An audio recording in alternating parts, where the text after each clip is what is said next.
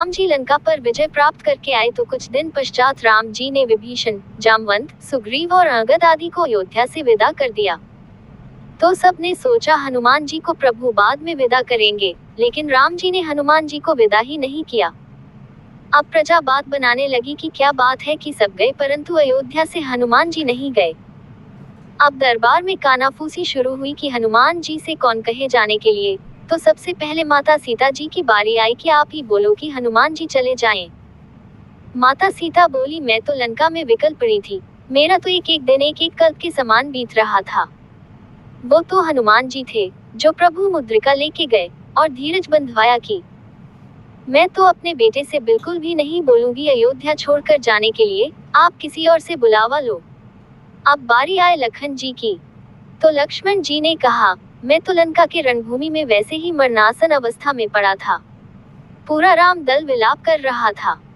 ये तो जो खड़ा है वो हनुमान जी का लक्ष्मण है। मैं कैसे बोलूं, किस मुंह से बोलूं कि हनुमान जी अयोध्या से चले जाएं। अब बारी आई भरत जी की। अरे भरत जी तो इतना रोए कि राम जी को अयोध्या से निकलवाने का कलंक तो वैसे ही लगा है मुझ पे, हनुमान जी का सब मिलके और लगवा दो। और दूसरी बात ये कि मैंने तो नंदीग्राम में ही अपनी चिता लगा ली थी, वो तो हनुमान जी थे जिन्होंने आकर ये खबर दी। मैं तो बिल्कुल न बोलूं हनुमान जी से अयोध्या छोड़कर चले जाओ, आप किसी और से बुलवा लो। अब बचा कौन, सिर्फ शत्रुघ्न भैया। जैसे ही सबने उनकी तरफ देखा तो शत्रुघ्न भैया बोल पड़े, मैंने तो पूरी रामायण में कहीं नहीं बोला, तो आज ही क्यों बुलवा रहे हो, और वो भी हनुमान जी को अयोध्या से निकलने के लिए, जिन्होंने ने माता सीता, लखन भैया, भरत भैया सबके प्राणों को संकट से उबारा हो, किसी अच्छे काम के लिए कहते बोल भी देता। मैं तो बिल्कुल भी न बोलूं। अब बचे तो मेरे राघवेंद्र सरकार।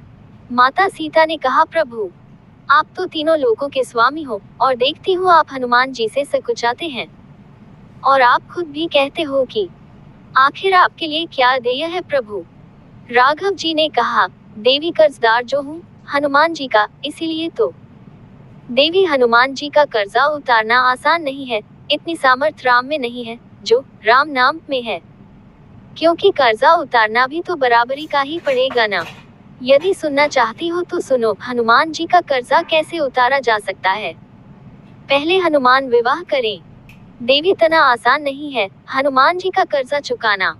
मैंने ऐसे ही नहीं कहा था कि, मैंने बहुत सोच विचार कर कहा था, लेकिन यदि आप कहती हो तो कल राज्यसभा में बोलूंगा कि हनुमान जी भी कुछ मांग लें।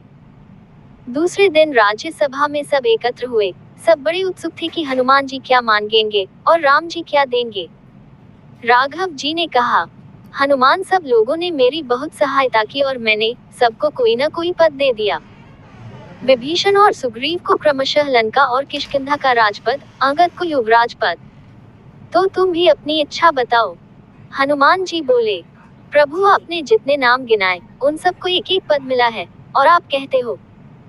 सब लोग सोचने लगे, बात तो हनुमान जी भी ठीक ही कह रहे हैं। राम जी ने कहा, ठीक है मांग लो। सब लोग बहुत खुश हुए कि आज हनुमान जी का कर्जा चुकता हो जाएगा।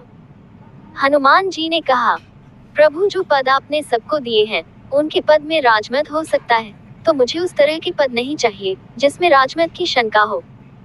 तो फिर आपको कौन सा पद चाहिए। हनुमान जी ने राम जी के दोनों चरण पकड़ लिए, प्रभु हनुमान को तो बस यही दो पद चाहिए।